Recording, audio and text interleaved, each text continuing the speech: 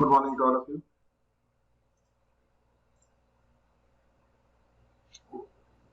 Good morning, sir. Good morning, sir.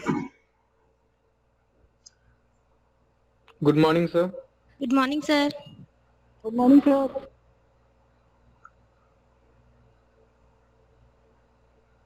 Weber का next topic है हमारा Protestant ethics and spirit of capitalism.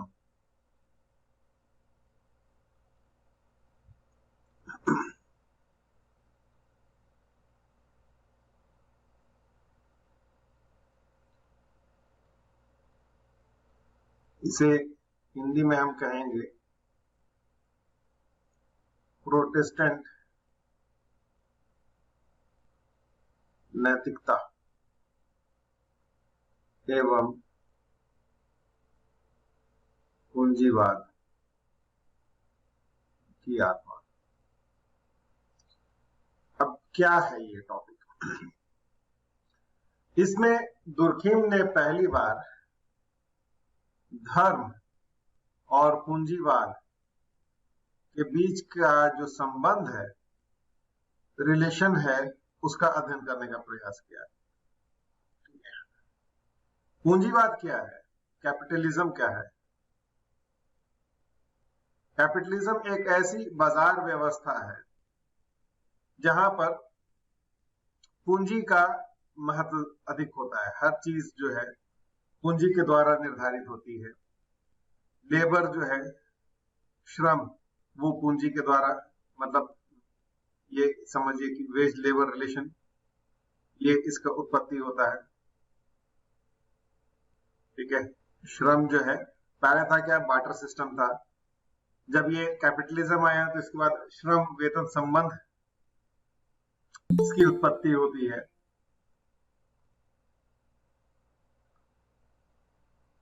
फिर capital का मतलब हुआ money, more precisely private capital, निजी संपत्ति, इसका महत्व जो है वो बढ़ता चला जाता है। जो उद्योग होंगे, बिजनेसेस होंगे, वो निजी संपत्ति पर आधारित।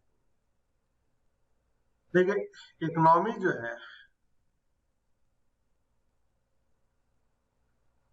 अर्थव्यवस्था अलग अलग देशों में अलग अलग प्रकार से संचालित होती है। कुछ देशों में फ्री मार्केट इकोनॉमी होती है, ठीक है, मुक्त बाजार, जिसको आप लोग मुक्त बाजार अर्थव्यवस्था, ठीक है, फ्री मार्केट। मुक्त बाजार अर्थव्यवस्था में क्या होता है कि सरकार बाजार में हस्तक्षेप नहीं करती। जो मार्केट फोर्सेस हैं, जो बाजार की शक्तियां हैं, वो मार्केट को चलाती हैं। ठीक है। इसे हम लोग लाइजेस फेयर, एडम स्मिथ ने ये पहले कॉन्सेप्ट दिया था, फ्री मार्केट। इसमें है क्या कि सरकार निर्धारित नहीं करेगी कि ये वस्तु, कोई भी अगर वस्तु है, मान लीजिए साबुन है, इस वस्तु का दाम क्या होगा, ये सरकार नहीं निर्धारित करेगी, बल्कि बाजार निर्धारित करेगा। और ये किस पर होता है? सप्लाई और डिमांड पर चलता है। ठीक है। आपूर्ति, सप्लाई, और मांग आपूर्ति के सिद्धांत पर चलता है। अगर सप्लाई बढ़ता है, बाजार में अगर ज्यादा सप्लाई हो जाता है, तो दाम जो है, प्राइस जो है, घट जाएगा। ठीक है। सप्लाई अगर घटता है तो दाम जो है बढ़ जाएगा। होता है बाजार में, जैसे प्याज का सप्लाई घट गया, दाम बढ़ जाता है। अगर सप्लाई बढ़ गया तो दाम घट जाता है। तो सप्लाई और डिमांड में क्या है? डिमांड बढ़ता है किसी भी वस्तु का तो दाम बढ़ता है, डिमांड घटता है तो दाम भी घटता है। कोई भी वस्तु, ठीक है, अगर डिमांड अगर ज्यादा है, ठीक है, तो उसका दाम बढ़ने लगेगा। जैसे कोई भी आप उदाहरण लीजिए, वर्तमान में महामारी का संकट है, वैक्सीन का मांग बढ़ गया है, लोग वैक्सीन लगवाना चाह रहे हैं, फ्री में नहीं मिले तो पैसे दे करके भी लगवाना चाह रहे हैं, क्योंकि डिमांड जो है वो बढ़ गया है। तो है क्या कि जो फ्री में मिल रहा है वो 700, 800 रुपये, 1000 रुपया, 1100 रुपया भी लिया जा रहा है प्राइवेट अस्पतालों में। तो डिमांड और सप्लाई, तो डिमांड का इस तरह से, डिमांड अगर घटता है तो फिर उसका प्राइस भी घटता है। अब मान लीजिए डिमांड बढ़ता है और सप्लाई घटता है, तो ऐसे में दाम भागेगा, ठीक है। दूसरा, डिमांड अगर घटता है और सप्लाई अगर बढ़ जाता है तो ऐसे में दाम गिरेगा। यही मांग आपूर्ति का सिद्धांत है। इसमें सरकार निर्धारित नहीं करती है कि किसी भी वस्तु का क्या दाम होगा, बाजार में उसे किस दाम से बेचा जाएगा। इसमें निजी पूंजीपति जो है वो महत्वपूर्ण भूमिका निभाते हैं, या प्राइवेट कंपनीज जो है वो महत्वपूर्ण भूमिका निभाते हैं, क्योंकि ये प्राइवेट कंपनीज ही मार्केट में इंपॉर्टेंट रोल प्ले कर रहे होते हैं। और इस कारण से इस व्यवस्था को हम लोग पूंजीवाद व्यवस्था कहते हैं। दूसरी व्यवस्था क्या होती है, इसके अलावा भी व्यवस्था हो सकती है। दूसरी व्यवस्था हम लोग देखते हैं।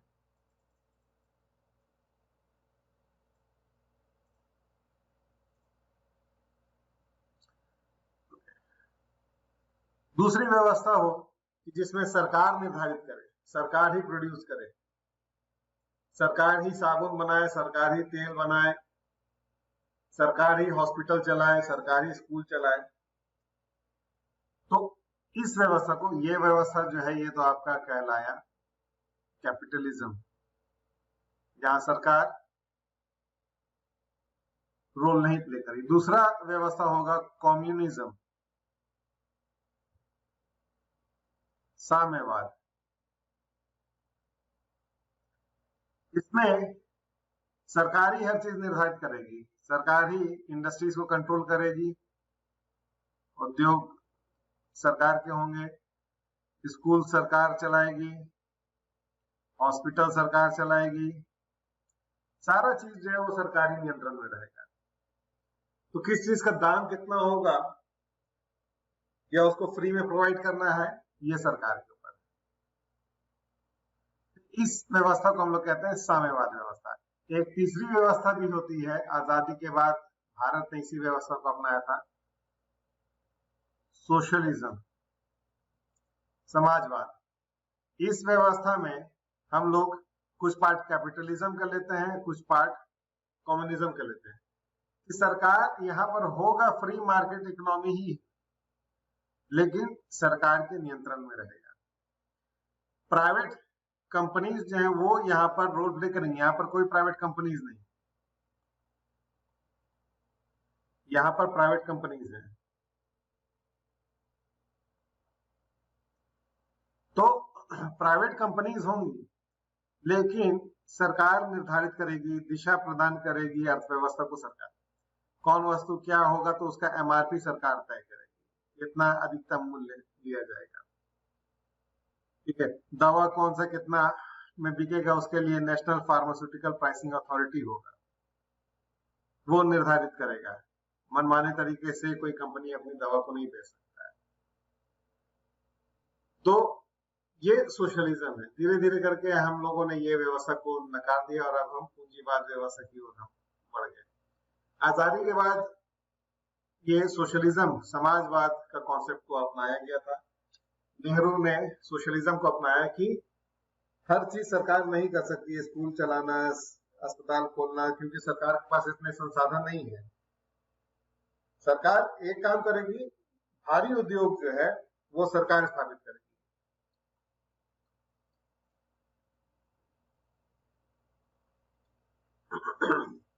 हेवी इंडस्ट्रीज जैसे एचईसी स्थापित किया गया, ये सब सरकार करेगी क्योंकि इसके लिए पूंजी ज्यादा चाहिए होता है। निजी पूंजीपतियों के पास इतना पैसा नहीं था आजादी के समय कि वो लोग इसमें निवेश कर सके, तो हेवी इंडस्ट्रीज जो है वो सरकार करेगी, और उन हेवी इंडस्ट्री से जो मशीन वगैरह निकलेंगे उससे निजी उद्योगपति अपना मशीन खरीद करके अपना उद्योग धंधा स्थापित कर सकेंगे। धीरे धीरे करके ये व्यवस्था सोशलिज्म का सिस्टम को हम लोगों ने नकार दिया और पूंजीवाद की व्यवस्था की ओर हम आज वर्तमान भारत जो है पूंजीवाद अर्थव्यवस्था है। और ये अचानक से नहीं हुआ, धीरे धीरे करके इसे हटाया गया। पहले सरकारी स्कूल हुआ करते थे, आज भी है, लेकिन वो सब आने वाले समय में धीरे धीरे खत्म हो जाएंगे। जो कमेटी गठित हुई थी, बिरला अंबानी कमेटी बनी थी, आई सपोज 2011 के आसपास में शायद ये कमेटी गठित हुई थी, या 2000 एग्जैक्ट ध्यान नहीं है, शायद 2011 या 2002 में ये कमेटी गठित हुई थी। Check it on Google. तो ये कमेटी जब गठित हुई थी उच्च शिक्षा पर अपना राय देने के लिए, तो ये कमेटी में आप देखिए एक बिरला थे, एक अंबानी थे, ये दोनों पूंजीपति हैं। इन लोगों से पूछा गया कि उच्च शिक्षा में किस प्रकार से सुधार लाया जाए, क्या किया जाना चाहिए। तो इन्होंने सजेस्ट किया कि उच्च शिक्षा में सब्सिडी खत्म कर दिया जाना चाहिए। आप अभी वर्तमान में जैसे रांची यूनिवर्सिटी में पढ़ रहे हैं तो आपको सब्सिडी मिलता है, सब्सिडी इन द सेंस कि आप एडमिशन लेते हैं और आई सपोज 2500 के आसपास बॉयज का चार्ज लगता है और 1250 के आसपास गर्ल्स का चार्ज लगता है, एडमिशन चार्ज। उसके अलावा आप से साल का जो एग्जामिनेशन फी और ये सब रहता है वो हार्डली 300-500 के आसपास, मतलब गर्ल्स को 2000 के आसपास में एक साल का ये चार्ज लगता है, और बॉयज का जो है वो 3000 के आसपास में। तो मीन्स ग्रेजुएशन, आप 3 साल की ग्रेजुएशन की पढ़ाई हार्डली मतलब बॉयज का 10,000 लगेगा और गर्ल्स का जो है वो से 6-7 हजार लगेगा। इतने में आपका ग्रेजुएशन हो जाता है। ये इतने कम खर्चे में कैसे हो जाता है? क्योंकि गवर्नमेंट सब्सिडी प्रोवाइड करती है। आज की शिक्षा में, उच्च शिक्षा में गवर्नमेंट सब्सिडी प्रोवाइड करती है। बिरला अंबानी कमेटी का कहना था कि इसको खत्म किया जाना चाहिए और इसके जगह पर प्राइवेटाइज किया जाना चाहिए ज्यादा से ज्यादा हायर एजुकेशन को। वो प्राइवेट संस्थाएं मुक्त हों, क्योंकि क्वालिटी एजुकेशन हम तभी दे पाएंगे जब हम पैसा लेंगे। बिना पैसा लिए हम गुणवत्ता शिक्षा नहीं प्रदान कर पाएंगे। और सरकार को इसमें सब्सिडी देने की आवश्यकता नहीं है। जो ये 10,000 में आप कोर्स कर रहे हैं वो 50,000 में ग्रेजुएशन मिनिमम सपोजिटली। तो ये लोन लेंगे बच्चे बैंकों से, आसान किश्तों में कम इंटरेस्ट पर लोन लेकर के वो ये पढ़ाई करेंगे, ग्रेजुएशन की पढ़ाई करेंगे, और से इस तरीके से शिक्षा व्यवस्था चलेगी। हायर एजुकेशन में इस तरीके से चेंजेस लाया जाना चाहिए और आने वाले समय में धीरे धीरे करके हो सकता है कि ये इम्प्लीमेंट हो जाए और धीरे धीरे करके ये सारे संस्थाएं जो है वो प्राइवेटाइज हो जाएंगी, सब्सिडी वगैरह खत्म कर दिया जाएगा। तो ये कैपिटलिस्ट मॉडल होगा जहां पर शिक्षा जो है पूंजीवाद नियंत्रित करेंगे। जो ऊपर बैठे हुए लोग हैं, पूंजीपति हैं, वो लोग शिक्षा व्यवस्था को नियंत्रित करेंगे। करिकुलम वो डिसाइड करेंगे, पैसा कितना लगेगा कौन से कोर्स में वो डिसाइड करेंगे। सरकार का हस्तक्षेप नहीं रहेगा। अभी तक वर्तमान इसमें भी सरकार रोल प्ले कर रही है, लेकिन आने वाले समय में ये धीरे धीरे खत्म हो जाएगा। तो होप सो ये अब आपको समझ में आ गया होगा कि कैपिटलिज्म क्या होता है। कैपिटलिज्म का मतलब हुआ कि निजी पूंजी का रोल अर्थव्यवस्था में। कैपिटलिज्म का अर्थ हुआ कि प्राइवेट कैपिटल, ठीक है, ये इंपॉर्टेंट रोल प्ले करता है इकोनॉमी में। निजी पूंजी तो निजी पूंजी पूंजी किनके पास होता है? पूंजीपतियों के पास, कैपिटलिस्ट क्लास के पास, जिनके पास संपत्ति है, जैसे बिरला, अंबानी, अडानी, टाटा, ये इनके पास पैसा है, तो यही स्कूल चलाएंगे, यही अस्पताल चलाएंगे, उद्योग चलाएंगे। तो ये पूंजीवाद व्यवस्था है। अब ऐसा नहीं है कि पूंजीवाद बिल्कुल ही खराब है, इसके कुछ अच्छे पहलू भी हैं। अच्छे पहलू ये हैं कि निजी पूंजी जब लगता है तो क्वालिटी में इंप्रूवमेंट होता है। चाहे अस्पताल, आज लोग बीमार होते हैं तो सरकारी अस्पताल में नहीं जाकर के प्राइवेट हॉस्पिटल में जाना चाहते हैं, क्योंकि वहां पर बेटर क्वालिटी मिल सकता है, बेहतर इलाज मिल सकता है। सरकारी स्कूल में पढ़ने की तुलना लोग प्राइवेट स्कूल में पढ़ना चाहते हैं, क्योंकि वहां पर बेटर क्वालिटी मिलता है। तो कैपिटलिज्म का एक पॉजिटिव साइड भी है, ऐसा नहीं है कि कैपिटलिज्म सिर्फ और सिर्फ नेगेटिव ही है। सो कैपिटलिज्म एक ऐसी व्यवस्था है जहां पर निजी पूंजी, प्राइवेट कैपिटल, वो ज्यादा इंपॉर्टेंट रोल प्ले करता है। अब धर्म का पूंजीवाद व्यवस्था से क्या सह संबंध है, इस पर वीबर ने अध्ययन किया और वीबर ने बताया कि पूंजीवाद का उद्भव कैपिटलिज्म कब आया दुनिया में। कैपिटलिज्म तब आया जब प्रोटेस्टेंट धर्म आया। उन्होंने अध्ययन करके बताया कि जैसे जैसे प्रोटेस्टेंट धर्म फैला, वैसे वैसे पूंजीवाद व्यवस्था भी फैली। अब आइए ये समझ लें कि प्रोटेस्टेंट धर्म क्या है। कैपिटलिज्म तो आपको समझ में आ गया, प्रोटेस्टेंट धर्म क्या है? ईसाई धर्म है, क्रिश्चियनिटी, ये दो पार्ट में बंटा,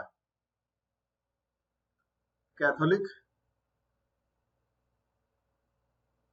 और प्रोटेस्टेंट। कैथोलिक जो है ये पहले क्रिश्चियनिटी कैथोलिक सेक्ट ही था, दो सेक्ट थे, कैथोलिक और प्रोटेस्टेंट। लेकिन इसमें था क्या, पोप, पादरी, ये लोग महत्वपूर्ण भूमिका निभाते थे। जो प्रीवियस क्लास में हमने डिवाइन राइट्स थ्योरी पढ़ाया होगा आपको, कि ये एक ऐसी व्यवस्था थी डिवाइन राइट्स, जहां धर्मगुरु राजा लोग को उनकी सत्ता को वैधता प्रदान करने के लिए उनको घोषित कर देते थे कि ये फलाना देवता के संतान है या उनके द्वारा भेजे गए दूत हैं।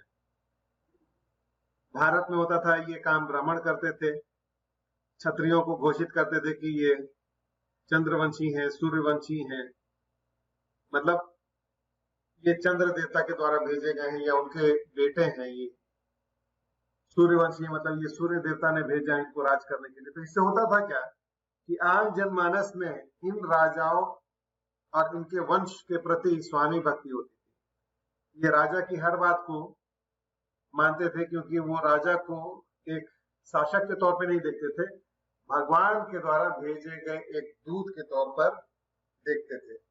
तो इससे है क्या कि राजाओं को शासन करने में सुविधा होती थी। और ये कौन करता था ये व्यवस्था? ये जो धर्मगुरु हुआ करते थे भारत में, जैसे ब्राह्मण थे, वो लोग करते थे। उसी प्रकार से यही व्यवस्था यूरोपीय देशों में पादरी किया करते थे। पादरी जो है वो घोषित कर देते थे कि फलाना राजा जो है इस भगवान का वंशज है, और लोग जो है उनकी स्वामी भक्ति करते। वो राजा कोई भी टैक्स वगैरह लगाता उसका विरोध नहीं करते। तो ये डिवाइन राइट्स था। तो इसके माध्यम से होता क्या था कि फायदा दोनों को होता था, राजा को भी होता था और पादरी को भी होता था। राजा को कैसे होता था? राजा को उसकी सत्ता को वैधता मिलता था, लीगैलिटी मिल जाता था, शासन करने का अधिकार मिलता था। पोप या पादरी को कैसे मिलता था कि इनको लैंड ग्रांट्स मिलता था इसके बदले में,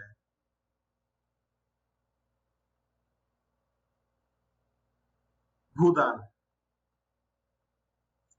जमीन इनको दान दक्षिणा में दे दी जाती थी। भारत में भी होता था, ब्राह्मणों को जमीन दान में दी जाती थी। इसके अलावा दान दक्षिणा इनको मिलता था। तो ये गिव एंड टेक रिलेशन था, एक हाथ से दो, दूसरे हाथ से लो। मतलब इसमें एक तरफ पोप, दूसरी तरफ राजा, ये एक दूसरों का मदद कर रहे होते हैं। भारत में ब्राह्मण और दूसरी तरफ क्षत्रिय, ये एक दूसरे की मदद करते थे। ब्राह्मण जो है वो क्षत्रिय राजाओं को वैधता प्रदान करते हैं, लीगैलिटी, शासन करने का, ये फलाना, क्योंकि घोषित कौन करता था? ब्राह्मण घोषित करते थे। और बदले में क्षत्रिय इनको दान दक्षिणा देते थे। ठीक है, आप मेरा काम किया, हम आपका काम कर रहे हैं, आपको भूदान दिया जा रहा है, दान दक्षिणा दिया जा रहा है। तो ये इससे धीरे धीरे हुआ क्या कि कैथोलिक सिस्टम जो है वो करप्ट हो गया।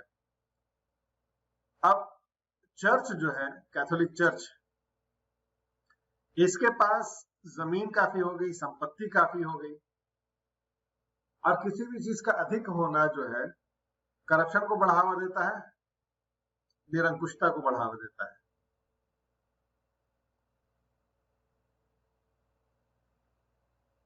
निरंकुशता का मतलब है कि इन पर कोई नियंत्रण नहीं। अब पादरी ही भगवान है, जो पादरी बोलेंगे वही होगा, क्योंकि पादरी जो है वो राजा को भी कंट्रोल कर रहा है। तो ये सिस्टम करप्ट हो गया। लोग अब धीरे धीरे परेशान होने लगे। एक तरफ राजा टैक्स लगा रहा है, दूसरी तरफ हर समय पोप जो है, पादरी जो है, वो धमकाता रहता है कि भगवान नाराज होंगे, ये करो, ये बलिदान दो, वो करो, ये यज्ञ करो, फलाना करो। तो लोग जो है धीरे धीरे करके त्रस्त हो गए इस शोषणकारी व्यवस्था से। ये शोषणकारी व्यवस्था में पोप और राजा दोनों मिल करके आम जनों का शोषण कर रहे थे। अब एक फेज आता है, स्टेज आता है, जहां पर लोग धीरे धीरे करके त्रस्त हो जाते हैं। तो ये आया यूरोप में वो फेज जब लोग त्रस्त होने लगे कि एक तरफ धर्म का मार, दूसरी तरफ राजा का मार। राजा जो है टैक्स बढ़ाता जा रहा है, और दूसरी तरफ जो ये चर्च है वो भी टैक्स लेता था। तो इस शोषणकारी व्यवस्था से क्रोधित होकर के लोगों ने विरोध करना शुरू किया, प्रोटेस्ट करना शुरू किया, और उसी के परिणाम स्वरूप ये प्रोटेस्टेंट धर्म का उद्भव हुआ। इस कारण से इसका नाम प्रोटेस्टेंट रिलीजन। इनका कहना था, प्रोटेस्टेंट्स का, कि पादरी का महत्वपूर्ण भूमिका यहां नहीं है। पादरी जो है एजेंट बना हुआ है, ये एजेंटी व्यवस्था खत्म होनी चाहिए। धर्म किस लिए था? नियंत्रण के लिए, आपके क्रियाओं को नैतिकता के इसमें ढालने के लिए, कि आप गलत काम नहीं करें, व्यभिचार नहीं करें, चोरी नहीं करें, डाका नहीं डालें, हत्या नहीं करें, बलात्कार नहीं करें, इस तरह की क्रियाओं से आप बचें। तो इस पादरी की आवश्यकता नहीं है कि हमें सही और गलत बताए। बाइबल है, बाइबल उठा करके हम पढ़ेंगे, उसमें हम सही गलत क्या दिया हुआ है, उसी हिसाब से हम अपनी जिंदगी को चलाएंगे। तो पादरी का बहुत महत्वपूर्ण भूमिका यहाँ पर प्रोटेस्टेंट धर्म में नहीं। आपकी जिंदगी आप अपने से नियंत्रित कर सकते हैं। एजेंटी सिस्टम नहीं है कि ये पादरी जो रहेगा तभी मुझे मोक्ष प्राप्त होगा। ठीक है, पादरी क्या कहता था कि हम मोक्ष दिलाएंगे, सैल्वेशन। तो प्रोटेस्टेंट धर्म में कहना था कि पादरी के हाथों में मोक्ष दिलाना नहीं है, स्वयं आप प्रयास कीजिए और स्वयं से मोक्ष की प्राप्ति कीजिए। सही रास्ते पे चलिए, जो यीशु मसीह है उनका बताया हुआ रास्ता है, जीसस क्राइस्ट के बताए हुए रास्ते पे चलिए, आपको मोक्ष की प्राप्ति होगी, आपको पादरी की आवश्यकता नहीं। तो अब ये समझ में आ गया कि प्रोटेस्टेंट रिलीजन क्या है। अब इन दोनों को हम लोग जोड़ते हैं, पूंजीवाद व्यवस्था और प्रोटेस्टेंट धर्म। ठीक है, प्रोटेस्टेंट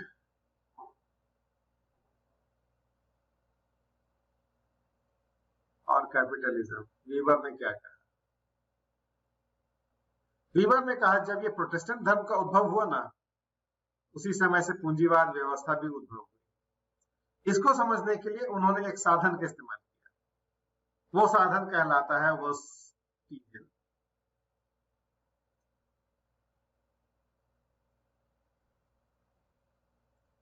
वोस्टियन का मतलब होता है कि आप अपने आप को उस जगह पर रख कर देखिए। ठीक है, जैसे एक होता है सहानुभूति, किसी से सहानुभूति रखना, सिंपैथी। एक होता है अनुभूति। अनुभूति वसीयन के जैसा है। स्वयं को उस जगह पर रख कर देखिए, महसूस कीजिए कि आपको कैसा लगता है। सपोजली कॉलेज में किसी लड़के का या किसी लड़की का रैगिंग हो रहा है, सीनियर जो है उसका रैगिंग कर रहे हैं, और बाकी जो उस लड़की या उस लड़के के जो बैचमेट्स हैं वो लोग दूर से देख करके मजा ले रहे हैं कि फंसा आज इसका रैगिंग होगा।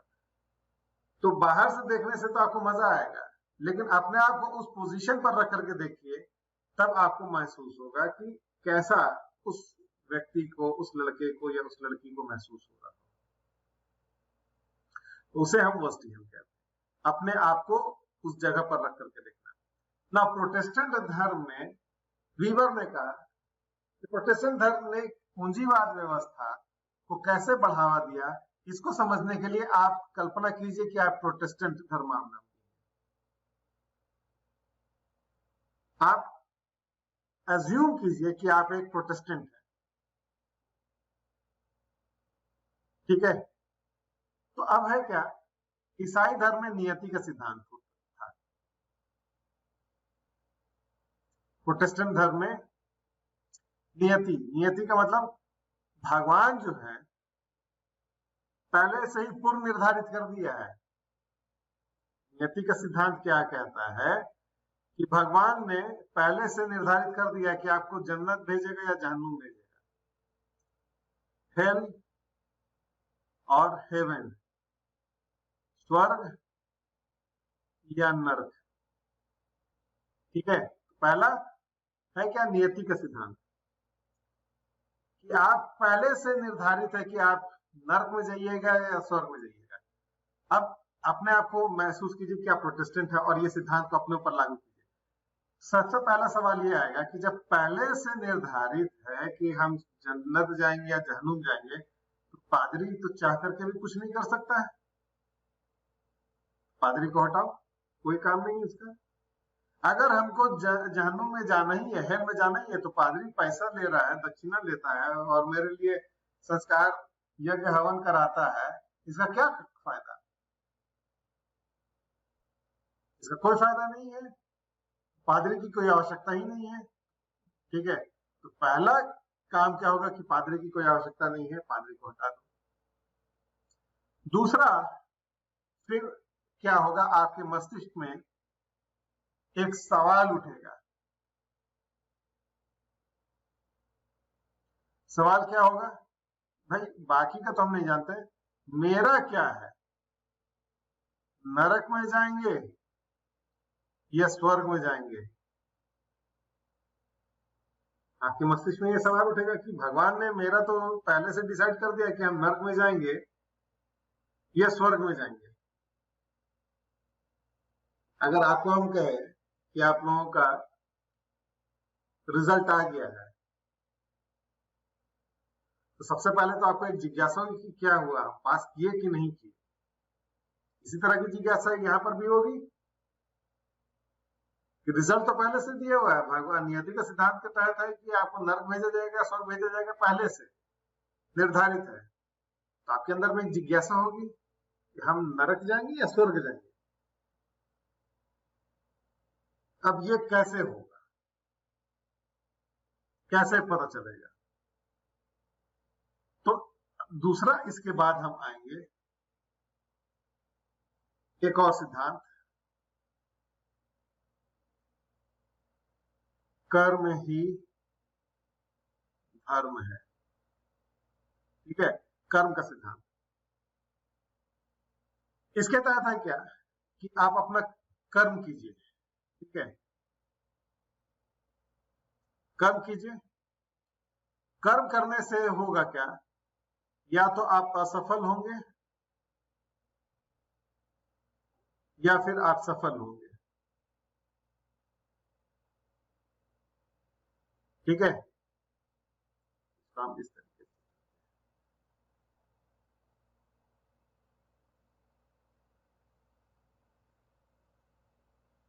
कर्म करने से या तो आप असफल होंगे या फिर आप सफल होंगे।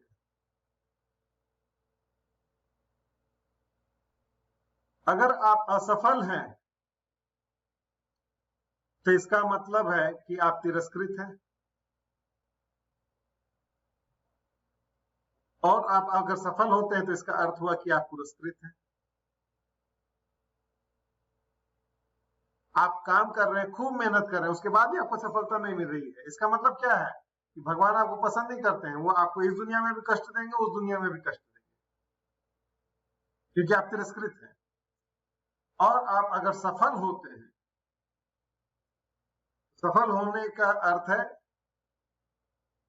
कि आप, भगवान आपसे खुश है, आप मेहनत कर रहे हैं तो मेहनत का फल मिल रहा है। मेहनत का फल मिलेगा आपको, इस दुनिया में भी मिलेगा और उस दुनिया में भी मिलेगा। मेहनत का फल अगर नहीं मिल रहा है तो उसका अर्थ यही है कि आप तिरस्कृत है, भगवान आपको नापसंद करते हैं, आपको इस दुनिया में भी कष्ट देंगे और उस दुनिया में भी कष्ट देंगे। तुम्हारे लिए थोड़ा मोड़ा, अब ये इसमें होगा क्या, जो सफल होगा वो धनी होगा, ठीक है। जो सफल होगा, सफल कैसे होगा, उसने मान लीजिए बिजनेस वगैरह अपना शुरू किया और उसका बिजनेस चल पड़ा तो सफल हुआ। अब प्रोटेस्टेंट धर्म में यह भी था कि मितव्ययता अपनानी है। मितव्ययता का मतलब कम खर्चीला,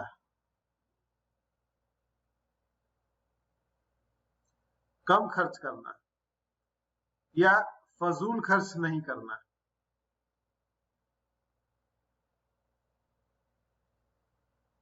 जो आपने कमाया है, आप पुरस्कृत है तो आप धन कमाएंगे, ठीक है। पुरस्कृत है तो इसका मतलब है कि आप धन अर्जन कीजिएगा, धन कमाइएगा। तो जो धन अर्जित आपने किया है उसको उड़ाइए मत, कपड़े में, गाड़ी खरीदने में, महंगे मोबाइल में, इन सब चीजों में खर्च नहीं किए, क्योंकि ये सब चीजें दुनियावी है, यही की रही रह जाएगी। मितव्ययता अपनाइए, कम खर्च कीजिए, और जो धन अर्जित किया है उसको इन्वेस्ट कीजिए। कहाँ इन्वेस्ट कीजिए, अपना बिजनेस में।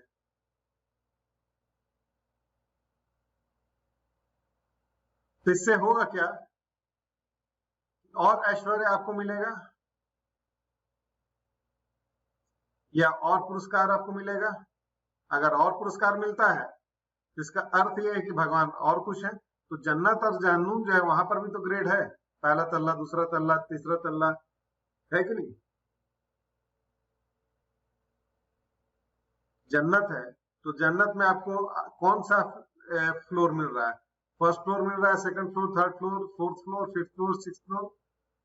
जन्नत का भी अलग अलग कैटेगरी है, जन्नत एक जैसा नहीं है। हेल और हेवन के भी कैटेगरीज है। तो आपको और अगर ऐश्वर्य मिल रहा है तो आपका मतलब है कि आप और ऊपर जा रहे हैं, और धन कमाइएगा, और धन अर्जन होगा, और धन अर्जन जो हो रहा है उसको और आप इन्वेस्ट कीजिए। तो इससे है क्या कि एक आपकी हैबिट हो जाएगी किस चीज की, धन कमाने और उसको निवेश करने की। और धीरे धीरे करके ये हैबिट किसको जन्म देगा, पूंजीवाद व्यवस्था को। धन कमाना है और धन को इन्वेस्ट करना है। अब आइए, आप अगर तिरस्कृत हैं, आप मेहनत किए और आपको सफलता नहीं मिली, कोई भी इतना जल्दी से तैयार नहीं होता है ना कि भाई हम फेल कर गए तो अब तो मेरा कोई कुछ हो नहीं सकता है। अब तो हम इसमें जाएंगे, जहन्नुम में जाएंगे, नरक में जाएंगे। पहली बार अगर वो फेल किया तो उसको लगेगा कि नहीं हो सकता है कि हमने थोड़ा सा मन से नहीं किया, फिर रिस्क उठाएगा, रिस्क उठा करके फिर से बिजनेस करेगा।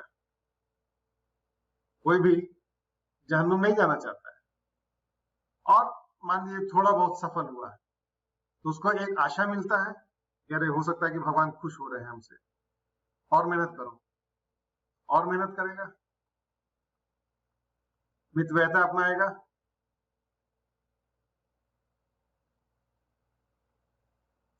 जो भी पैसा कमाया है उसको इन्वेस्ट करेगा,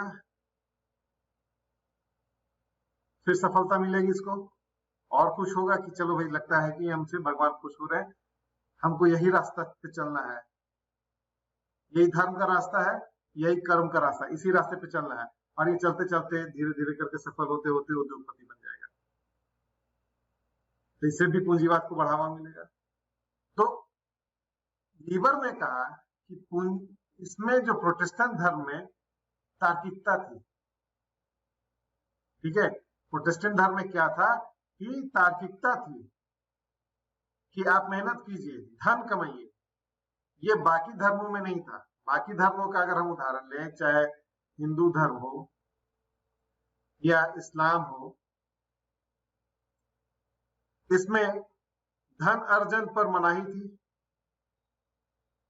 कि ज्यादा धन नहीं कमाना है, क्या लेकर के आए थे क्या लेकर के जाए, जो लेकर के आए थे वो यही रह जाएगा। असली दुनिया ये नहीं है, असली दुनिया तो वो है। इसकी वजह से है क्या कि यहाँ पर धन अर्जन का कॉन्सेप्ट नहीं था। हिंदू धर्म में या इस्लाम में धन कमाने के प्रति एक उत्साह नहीं था,